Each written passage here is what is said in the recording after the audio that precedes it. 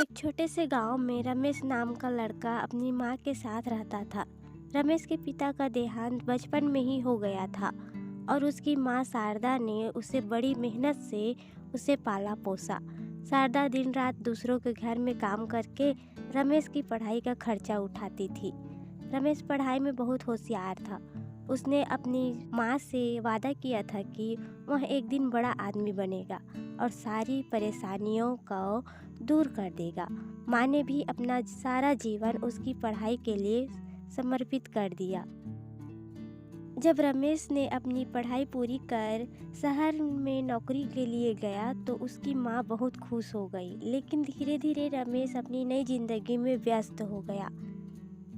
उसने माँ से बात करना कम कर दिया और गांव लौटना लगभग भूल ही गया। दिन रमेश को गांव से संदेश मिला कि उसकी माँ बहुत बीमार है। वह किसी तरह गांव पहुंचा और देखा कि उसकी माँ बहुत कमजोर हो चुकी है।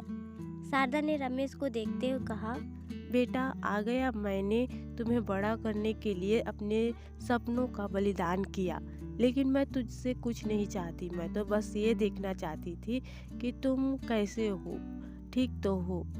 रमेश की आंखों में आंसू आ गए। उसने मासूमियत से माँ को देखा। उसने माँ के त्याग को कभी समझा ही नहीं। उसने कहा, माँ मुझे माफ कर दे, मैं तेरे त्याग को कभी समझ नहीं सका, पर माँ मैं तुमसे दूर नहीं रहूंगा। मैं अब तुझसे वादा करता हूँ कि मैं तेरे सारे सपने पूरे करूंगा।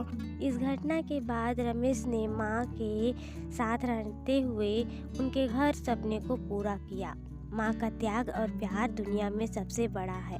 हमें उनकी कुर्बानियों को समझना चाहिए और हमेशा उनका आदर करना चाहिए।